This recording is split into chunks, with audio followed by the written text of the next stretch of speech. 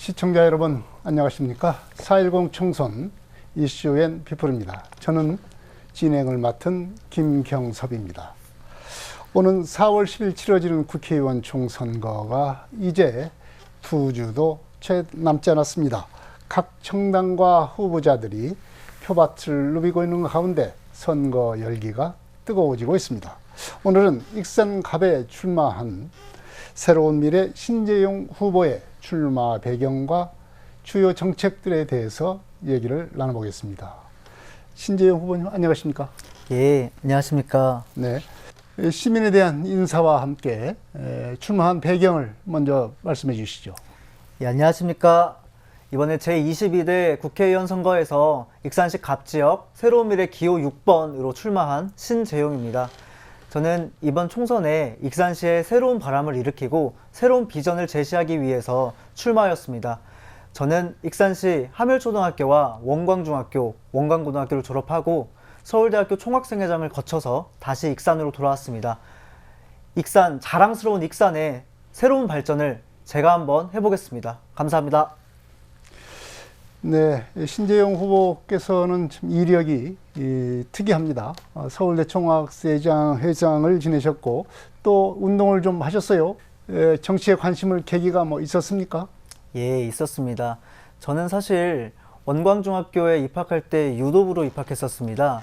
그리고 이제 6년 동안 원광중고에서 활동을 했었는데요. 중학교 3학년과 고등학교 3학년 때는 제가 유도부 주장을 했었습니다. 유도부 주장을 하게 되면은 코치님과 감독님 그리고 학생들의 중간다리 역할을 하면서 지내게 되는데 저희의 훈련 규율이나 아니면 훈련 정책들 관련해가지고 좀 의견을 많이 제시할 부분이 있었습니다. 그러나 그런 부분들이 결국에는 정책을 제시하는 일과 비슷한 부분이 많다고 느꼈었고 결국에는 한 명이 바꾼다기보다는 여러 명이 뜻을 합쳐가지고 더 좋은 제도를 만드는 것이 뭔가 좋다고 느낀 게 정치 참여의 시작이었던 것 같다고 생각합니다. 사실 이러한 마음가짐을 바탕으로 대학교 때는 학생회 활동을 1학년에 입학하면서부터 했습니다. 2학년 때는 총학생회에 가입했고 군대에 다녀와서 제가 서울대학교 총학생회장에 출마해 당선이 되었습니다. 그때 당시에는 저희가 굉장히 큰 현안들이 있었는데요. 예를 들어서 대학 총장을 뽑을 때 원래는 학생들의 참여 기회가 없었습니다. 그러나 이 기회에서 학생들의 참여를 보장시키기 위해 최선을 다하고 성폭력을 저지른 교수를 물리치기 위해 최선의 노력을 하며 단식 투쟁까지 하면서 자연스럽게 정치 현안에 대해서 눈을 뜨게 되었고요. 그 다음에 대학 졸업 이후에는 지역에서 제가 다니고 있었던 대학 지역에서 청년 네트워크와 그리고 참여연대의 청년 참여연대 활동을 하면서 청년들의 일자리와 주거 문제를 직접 겪으면서 어떻게 하면 해결할 수 있을지 노력하면서 제가 정치에 깊이 관심을 가지게 되고 들어가게 되었습니다. 네, 이번 선거에 나서면서 준비한 주요 공약을 설명해 주십시오. 예, 주요 공약 3가지를 설명해 드리도록 하겠습니다. 먼저 첫 번째로는 전북 메가 클러스터 시티를 조성하는 것입니다. 익산과 완주 그리고 전주를 잇는 메가 클러스터 시티를 조성해서 우리 익산의 경제적인 이점을 최대한 활용시킬 수 있도록 하겠습니다. 두 번째로는 호남권 스마트 물류 허브 센터를 구축하는 것입니다. 이를 통해서 물류 효율을 극대화하고 많은 일자리를 창출해서 우리 지역의 경제 침체기를 극복하겠습니다. 마지막으로는 IT 교육의 중심인 익산을 만들겠습니다. 소프트웨어 교육을 청년들에게 시키고 이를 통해 가지고 교육에서 끝나는 것이 아니라 이 지역에서 기술 창업을 하여서 계속해서 지역 경제의 발전에 도움이 될 수 있도록 제가 그런 공약들을 내었습니다. 네. 자, 이제 4월 총선 이후에 국회에 등단하게 된다고 한다면 가장 먼저 해야 될 일이 무엇인지, 시급하게 해야 될 일이 무엇인지 좀 묻고 싶습니다. 말하자면 입법안이랄지 아니면은 뭔가 성과를 낼 수 있는 시급한 문제가 있다면 어떤 것이 있을 수 있겠습니까? 예, 제가 시급하게 생각하는 게 많아가지고 이 자리에서 다 말씀을 드리기보다는 가장 먼저 해야 될 것 한 가지 말씀드리도록 하겠습니다. 바로 정치개혁 분야의 일인데요. 네. 위성정당을 창당하는 것을 금지할 수 있는 법안을 총선이 끝나고 국회 임기가 시작하자마자 진행을 할 것입니다. 왜냐하면 국회가 시작이 되고 나서 해야 이 이 불합리한 일들이 최대한 빨리 바뀔 수 있다고 생각을 하기 때문입니다. 네. 사실은 제가 기호 6번입니다. 저의 기호 6번에도 이번 위성정당 창당으로 인한 그러한 피해들이 이제 반영이 되어 있다고 생각을 하는데요. 원래라면은 사실 제가 기호 4번이 되었어야 됐겠지만 더불어민주당과 국민의힘이 위성정당 창당을 통해서 정치적 다양성을 축소시키고 이런 활동의 결과로 제가 이러한 결과를 안게 되었습니다. 사실 이번 총선은 준연동형 비례대표제로서 진행이 되는 총선입니다. 준연동형 비례대표제의 그런 취지 중에 하나는 정치적 다양성을 극대화하여서 보다 더 많은 의견들이 반영되는 그런 정치사회를 만드는 것이 그 취지라고 알고 있습니다. 그럼에도 불구하고 더불어민주당과 국민의힘 거대 양당이 자신들의 입속을 챙기기 위해서 위성정당을 창당하였고 그 결과 정치적 다양성을 말살시키는 그런 행동들을 하고 있습니다. 저는 국회에 입성하게 되면은 가장 먼저 이것의 개정안을 통해서 위성정당 창당을 금지시키고 우리 대한민국의 정치 개혁을 통해서 정치 사회에 건강한 정치 사회를 구축하는 것이 큰 목표입니다. 네. 위성정당을 만드는 것을 금지하는 그런 법안을 제일 먼저 만들겠다는 그런 의지를 말씀을 해주셨는데요. 익산에서 그 지역에서 가장 시급하게 해결해야 될 현안이 있다면 어떤 것을 들 수 있겠습니까? 제가 생각할 때 저희 익산이 가장 시급하게 해결돼야 될 문제는 인구를 확충시키고 청년들의 유입을 통해 가지고 예전에 있었던 제 30만 도시의 익산의 영광을 재현시키는 것이 가장 큰 현안이라고 생각합니다. 원래 1995년에 이리시와 익산군이 합쳐질 당시 우리가 33만 5천 명 정도까지의 인구를 보유하고 있었습니다. 그런데 매년 지속적으로 인구가 유출되어 가지고 올해 2024년 들어서는 인구 27만 명 선이 붕괴되었습니다. 이렇다면은 이번 총선에서는 익산시 갑지역구와 을지역구 2명의 국회의원을 배출했지만 다음 총선에서는 익산시가 통합되어 가지고 1명의 국회의원만 배출해야 될 상황이 될지도 모릅니다. 사실 저는 국회의원 숫자는 민생 법안을 발의하고 시민들을 대표해 가지고 여러 일들을 하기 때문에 매우 중요하다고 생각하는데요. 그렇기 때문에 이번에 제가 익산시의 가장 큰 문제는 인구 감소를 통해서 지속적으로 인구가 유출되고 또한 지역경제가 침체화되는 것이 가장 큰 문제라고 생각을 하고 있습니다. 그렇기 때문에 제가 이번에 국회에 입성하게 되면은 우리 익산시 27만 명 정도의 인구를 다시 한번 30만 명대로 복귀시켜 가지고 지역경제가 활성화되고 청년들이 눌러앉는 그런 도시로 익산을 만들고 싶은 바람이 있습니다. 네. 이렇게 인구를 증가시키고 지역 경제를 활성화하려면은 지금에 있는 산업 구조로는 좀 어렵지 않겠습니까? 그래서 그 미래 성장을 위한 그 성장 산업이 좀 필요할 텐데요. 신재용 후보가 생각하는 익산 지역의 신성장 산업이라고 하면은 무엇을 들 수 있겠습니까? 예, 그것을 말씀드리도록 하겠습니다. 사실 제가 이번 학기가 서울대학교 행정대학원 마지막 학기입니다. 그래가지고 이번 논문을 쓰고 있는데요. 어떤 논문이냐면 서울시 청년 인구가 어떻게 증가하고 줄어들었는지 그리고 이게 어떤 요인이 있는지를 하는 것입니다. 20년부터 22년까지 25개 서울 자치구 중에서 인구가 증가한 데가 딱 2곳 있습니다. 그곳 중에서 하나가 이제 관악구고 하나는 금천구인데요. 관악구 같은 경우에는 21년에서 22년으로 넘어갈 때 약 2,000명 정도의 청년 인구 증가를 보였습니다.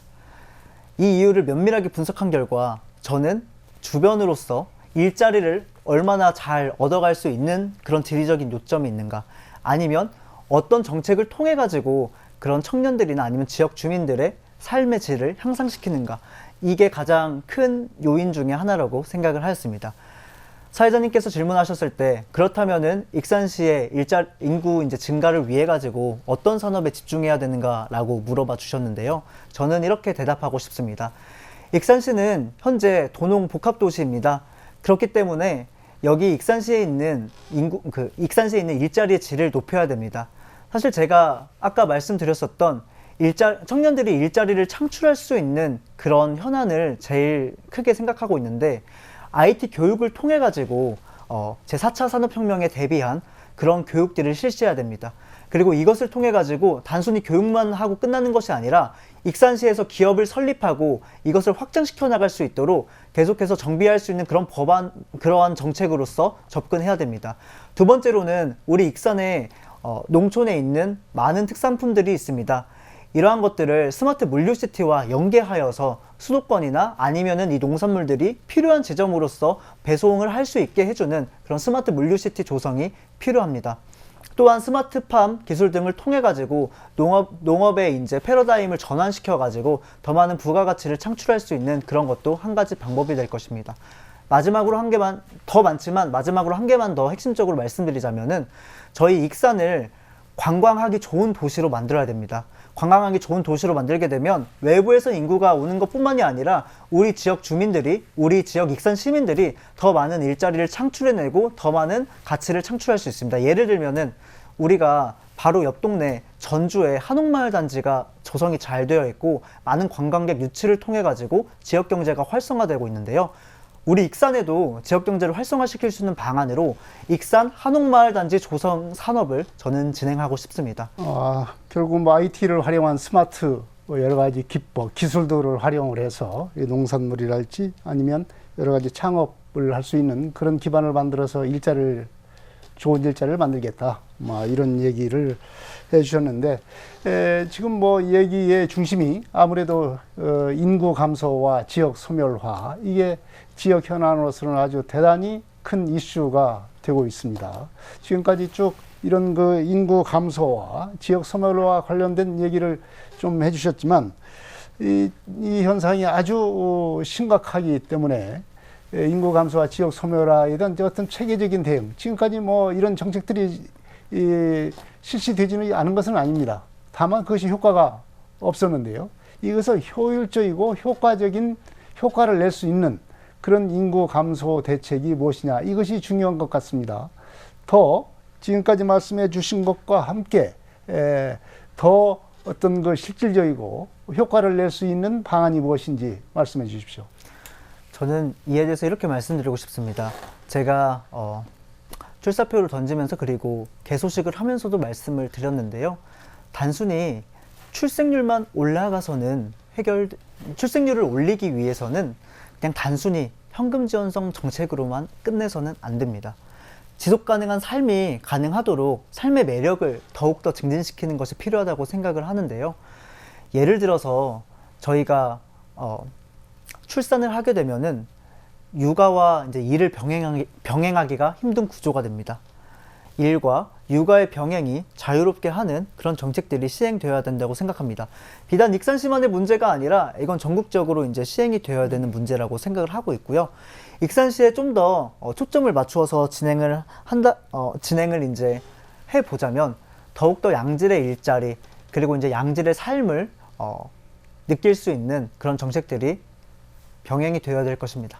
네, 지금 그 지속 가능한 삶이 돼야 이런 그 인구 감소와 지역 소멸화를 막는데 좀 효과가 있을 거다라고 말씀을 해주셨는데, 그러면서 이제 그 맞벌이 가정 중에 부부가 모두 그 육아휴직을 쓸 수 있는 그런 환경을 만들어야 된다, 이런 말씀을 해주셨는데, 이게 과연 현실적으로 우리 지역의 산업 구조 속에서 지금 우리 지역 같은 경우는 이제 중소기업이 대부분입니다. 네. 이 중소기업의 현실상 육아휴직, 남녀가 차별 없이 쓰는 육아휴직을 공동으로 같이 쓰기가 굉장히 좀 어려운 형편에 있습니다. 어려운 지역 기업 사정이 어렵기 때문에 대기업 같으면 뭐 별 큰 문제가 없겠죠. 소규모로 운영되는 이런 중소기업 같은 경우는 지금 육아휴직을 최대로 쓸 수 있는 게 한 뭐 1년에서 1년 6개월까지 이렇게 지금 쓸 수가 있는 건데, 이게 과연 지역 현실에 맞을 수 있겠느냐, 어떤 기업의 어떤 저항 이런 것도 좀 있을 수가 있겠다. 이런 경우는 어떻게 풀어야 되겠습니까? 예, 사실 그래서 제가 다시 한번 이제 말씀드리자면은 이게 익산시만의 문제가 아니라 전국적으로 해결이 되어야 되는 것이라고 말씀을 드린 것이 있습니다. 사실 중소기업에서 부부가 같이 육아휴직을 쓰면은 기업을 경영하고 있는 경영주의 입장에서는 회사를 운영하기에 있어서 매우 힘듦이 느껴질 수 있는 게 사실입니다. 그렇기 때문에 제가 얼마 전에 이제 신문 기사를 봤는데요. 어느 중소기업에서는 이런 정책을 쓴다고 합니다. 중소기업에서 혹은 이제 회사에서 육아휴직을 눈치 안 보고 쓰기 어려운 이유가 무엇인지 아십니까? 그것은 바로 내가 일을 그만하였을 때, 내가 쉬는 기간에 누군가가 나의 일을 대신해야 된다. 그렇기 때문에 눈치가 매우 보이고 내가 일을 안 할 수가 없다. 그리고 사업주의 입장에서도 이 일의 공백을 메울 수가 없기 때문에 굉장히 뭔가 육아휴직을 그냥 다 진행시켜주기 힘든 그런 환경을 가지고 있는 것으로 알고 있습니다. 어떤 기업에서는 이렇게 합니다. 이렇게 한다고 합니다. 육아휴직을 사용하는 그런 직원의 업무가 이제 분배가 되었을 때 그 업무에 대한 인센티브를 그 다른 직원들에게 준다고 합니다. 그럼 그렇게 되었을 경우에는 육아휴직을 하게 되는 그런 직원이 눈치를 안 보고 이제 육아휴직을 사용할 수가 있게 되겠죠. 다만 이렇게 되면은 고용주의 입장에서는 부담이 커질 수가 있기 때문에 이러한 부분은 익산시에서 재정적으로 좀 뒷받침을 해줘서 지원이 가능하게 되어야 될 것입니다. 다른 정책들을 추진하여서 현금성 지원 정책을 조금 줄여가지고 이렇게 일을 하면서 육아를 병행하는 그런 회사원들에게 지원할 수 있는 정책을 마련하는 것이 더욱더 시급한 문제라고 생각을 하고 있습니다. 그리고 또 하나의 익산시가 가지고 있는 문제점 중에 하나는 재정 자립도가 약 15%에 달한다는 것입니다. 15%의 재정 자립도를 가지고 있으면은 중앙에서 지원받는 그런 재원들이 많기 때문에 시 자체에서 이제 운영할 수 있는 그런 자율성이 좀 떨어질 수 있는 어려움을 마련한다는 것을 방증하는 것이 되는데요. 그럼에도 불구하고 이러한 예산들을 조금은 육아휴직을 사용하던가 아니면은 출생률에 도움이 될 수 있는 익산에 눌러앉을 수 있는 그런 청년들과 그런 어머니와 아버지들의 그런 좀 더 나은 삶을 지원할 수 있는 정책이 필요할 것입니다. 네, 역시 국가와 자치단체의 지원이 있어야 이런 체제가 가능하지 않겠는가 이렇게 생각이 드는데요. 지금은 기후위기 시대라고 합니다. 기후변화 관계 심각해서 그동안에 발생하지 않았던 여러 가지 현상들이 나타나고 있습니다.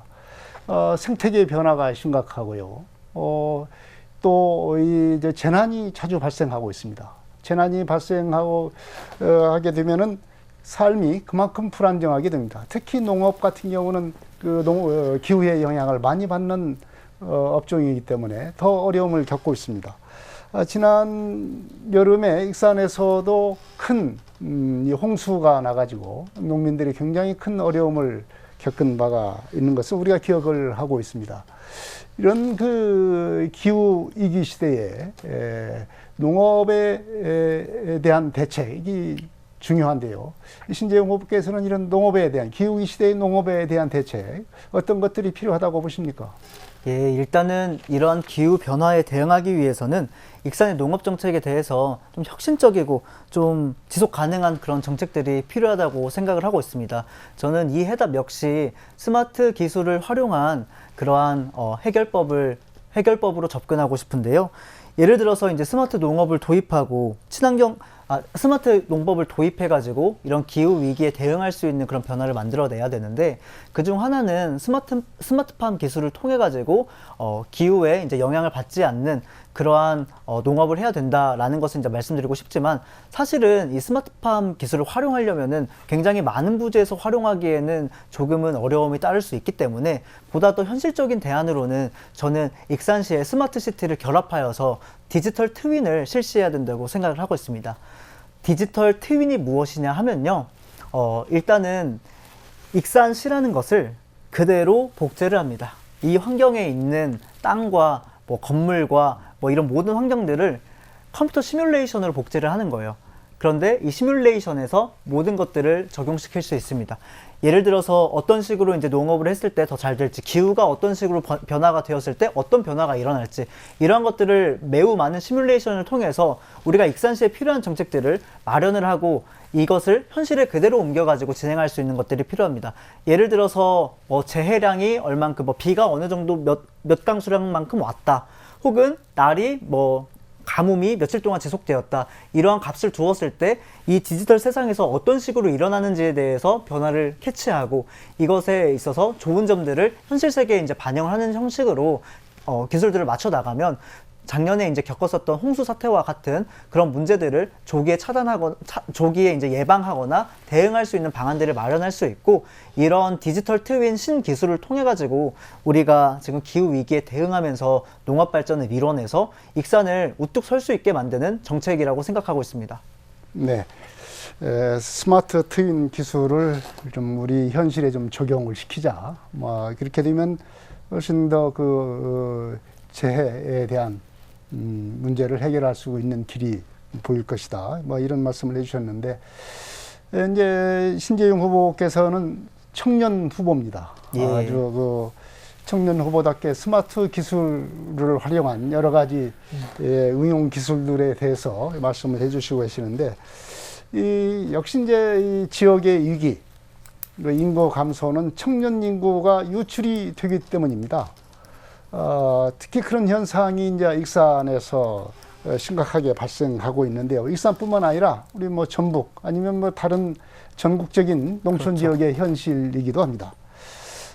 청년 후보로서 지역의 청년들이 그야말로 머물면서 안정적인 삶을 유지할 수 있는 대책이 무엇인가? 이것이 절박한 그런 시점인데요. 이에 대한 대책을 좀 말씀해 주시죠.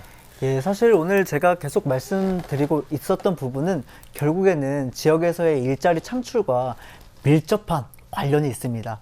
사실 제가 스마트 시티, 스마트 디지털 트윈 기술을 활용해서 익산시를 그대로 디지털 세상에 옮겨가지고 기후위기 농업에 대응한다, 이런 말씀을 드렸지 않습니까? 사실 이러한 부분들에 대해서도 사실은 이러한 것을 분석하고 연구할 그런 전문가가 필요하고, 이것은 교육을 통해서 극복을 할 수가 있습니다. 사실 어떻게 보면 이것도 일자리 창출의 대상이 되는 것이고, 더 나아가서는 제가 말씀드렸었던 함라면의 익산 한옥마을단지를 조성해서 관광산업을 활성화시키는 것이나, 아니면은 오산면에 스마트팜을 이제 도입을 해가지고 훨씬 더 이제 많은 인력을 유입되게 한다거나, 혹은 여기에 이제 IT 교육을 통해서 이제 한다는 것, 그리고 저출생 대책을 위해서 한다는 그런 많은 공약들이 결국에는 이 지역에 일자리를 창출시키고, 이게 양질의 일자리인가, 내가 워라밸을 추구할 수 있는가가 청년들이 이 지역에 눌러앉을 수 있게 하는 핵심 유인 체계가 될 것입니다. 저는 제가 말씀드렸었던 많은 정책들이 시행이 되게 된다면은 많은 일자리 창출이 일어날 것이라고 생각하고, 청년들이 시대에 맞는 일자리, 그리고 여기에 대한 기술을 배워가지고 익산시뿐만이 아니라 다양한 곳에서 이제 활용할 수 있는 그런 전문가로서 발돋움할 수 있는 것이라고 생각합니다.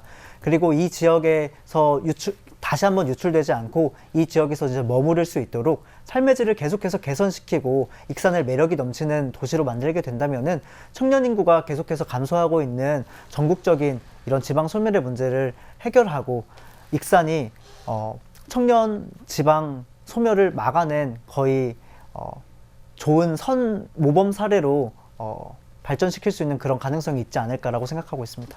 네. 신재용 후보께서는 이제 새로운 미래의 후보로 지금 선거에 임하고 있습니다. 새로운 미래라고 하는 정당은 민주당을 탈당한 인사들을 중심으로 해서 만들어진 정당인데요. 신재용 후보께서 말씀하신 바와 같이 양당 정치 구조의 어떤 타겟책으로서 제3의 선택지를 만들기 위한 그런 그 정치 결사 단체라고 할 수가 있습니다. 그렇지만 아직까지 새로운 미래는 민주당과의 차별성이 좀 나타나지를 않고 있고요. 그리고 현실적으로 지지율도 그렇게 높지가 않습니다. 상당히 지금 현실적으로는 어려운 게 이 현실인데요. 이런 불리한 상황을 이 선거에서 좀 타개를 해야 되지 않겠습니까? 그 타개책을 말씀해 주십시오.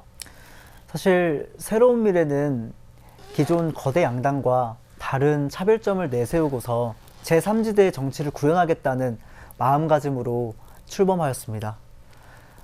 새로운 미래가 다른 정당들에 비해서 내세울 수 있는 강점은 떳떳하고 당당하다는 것입니다. 사실 어느 당은 당대표가 사법 리스크를 지고 일주일에 몇 번씩 출석을 하면서 그런 식으로 활동을 하고 있고, 또한 사적 그런 공천 학살들을 자행하면서 이런 민주주의 정신을 말살시키는 그런 행동들을 하고 있습니다. 또 거대 양당은 국민들의 삶을 신경 쓰기보다는 대표를 방탄하고 대통령의 부인을 방탄하는 그런 정치들을 실행하면서 국민들의 삶과 목소리를 외면하고 있는 현실을 보이고 있습니다. 새로운 미래는 이에 맞서서 정치의 품격을 지키고 떳떳하고 당당하게 새로운 정치를 구현해 나갈 수 있는 그런 정신을 가지고 있습니다. 그럼에도 불구하고 많은 국민들에게 아직 알려지지 않았기 때문에 지지율도 생각보다 낮은 현실이고, 또한 이대로 가다가는 총선에서 많은 의석을 확보할 수 없다는 부정적인 비판도 받고는 있습니다. 그러나 그럼에도 불구하고 정치 개혁과 그리고 새로운 정치를 실현하기 위해서는 저희 새로운 미래를 한 번 더 생각해 주시면 좋겠습니다. 저 신재용도 익산시 갑지역 후보로서 정말 떳떳하고 당당하고 최선을 다해서 인생을 살아왔습니다. 기득권 거대 양당에서 안주하는 그런 정치가 아니라 이곳저곳 뛰면서 민생을 살피는 그런 정치인이 되겠습니다. 이런 정치를 통해서 계속해서 한 정당의 국회의원들이 계속해서 집권을 하면서 낙후시켰던 익산이라는 도시를 계속해서 번영시켜가지고 인구 30만을 되찾고 35만까지 가서 예전에 있었던 제3대 도시의 영광을 다시 한번 찾는 그런 익산으로 제가 만들겠습니다. 잘 부탁드립니다. 네. 이번 총선에서 익산 갑에는 민주당의 이춘석 후보, 그리고 국민의힘의 김민서 후보가 출마를 했고, 또 진보당에서는 전건희 후보도 출마를 했습니다. 신재용 후보가 이들 후보보다 나은 점은 무엇이고, 또 선거에 나온 이상 승리를 해야 되지 않겠습니까? 승리 전략은 무엇인지 말씀해 주십시오. 예, 일단은 이춘석 후보, 그리고 김민서 후보, 정건희 후보 모두 다 존경할 만한 인물이라고 생각하고 있습니다. 이 지역 익산에서 굉장히 오랫동안 활동을 하시면서 익산 시민 여러분들과 교류하시면서 익산의 발전을 위해서 거의 한평생을 뛰셨던 분들로 알고 있습니다. 다만 저는 익산에서 나고 자란 토박이로서 익산에서의 교육을 통해서 크게 성장할 수 있었던 청년 정치인입니다. 저는 이 다른 새 후보들보다 나은 점을 젊음의 패기, 그리고 추진력이라고 말씀드리고 싶습니다. 그리고 이에 더해서 행정학을 배우면서 혹은 정치학을 배우면서 느꼈었던 많은 이론과 실전에 적용하는 그런 현실 정치 활동을 통해서 많은 부분을 경험했다고 생각합니다. 예전 방식의 정치가 아니라 새롭게 나아가는 방식의 정치를 저는 실현할 수 있습니다. 그러한 것들이 제가 이 세 후보보다 가장 먼저 내세울 수 있는 그런 가치입니다. 스마트 시티, 디지털 트윈, 그리고 스마트 농업 등 말은 할 수 있다고 생각합니다. 저는 현재 서울대학교 행정대학원에서 정책연구센터에서 저의 전공이 스마트 시티 관련해서 전공을 하고 있습니다. 이러한 최신 트렌드를 바탕으로 저는 대한민국이 어떤 식으로 발전할 수 있을지를 이론적으로 공부하고 실제 집행을 하는 그런 도전을 하는 모습을 많이 보였습니다. 그러한 새로운 방향의 정치를 실현할 수 있는 후보로서의 강점을 가지고 있습니다.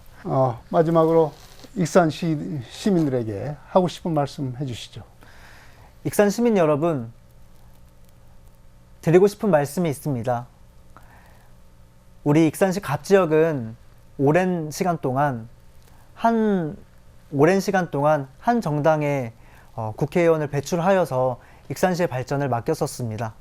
그러나 이 잠재력이 있고 더욱더 성장 가능성이 있는 익산이 올해 들어서 인구 27만 명 선이 붕괴되고 청년들의 인구가 유출되는 그러한 아쉬움이 남는 도시로서 기능하고 있는 것도 현실입니다. 저는 익산에서 나고 자라면서 이러한 현실에 마음이 아픕니다. 제가 익산에서 배운 것들을 바탕으로, 또한 서울에서 배운 것들을 바탕으로, 젊음의 추진력과 행동력을 바탕으로 우리 자랑스러운 익산의 재건을 다시 한번 추진하겠습니다. 젊은 후보, 나이가 어린 후보라고 저는 젊은 후보로서만 끝내고 싶지 않습니다. 저는 청년 정치인이라는 이름 뒤로 숨고 싶지 않고 정치인 신재용이라는 이름으로 당당하게 익산 시민 여러분들 앞에 서서 우리 익산을 자랑스러운 익산으로 다시 한번 발돋움 시킬 수 있도록 최선을 다하겠습니다. 지금까지 살아온 삶의 궤적을 모두 다 바쳐서 우리의 자랑스러운 익산이 인구가 30만 명이 다시 넘어가고 전국 지자체 중에서 가장 주목받는 도시로서 익산이 주목받을 수 있도록 언제나 최선을 다하겠습니다. 감사합니다. 네, 새로운 미래 익산갑에 출마한 신재용 후보의 출마 배경과 주요 정책 그리고 선거 전략 등에 대해서 얘기를 나눠봤습니다. 신재용 후보가 이번 선거 운동에서 어떻게 운동을 펼칠 수 있을 것인지 또 어떤 결과를 낼 수 있을 것인지 주목되고 있습니다. 4.10 총선 이슈 앤 피플 여기서 마치겠습니다. 시청자 여러분, 다음 이 시간에 또 뵙겠습니다. 안녕히 계십시오.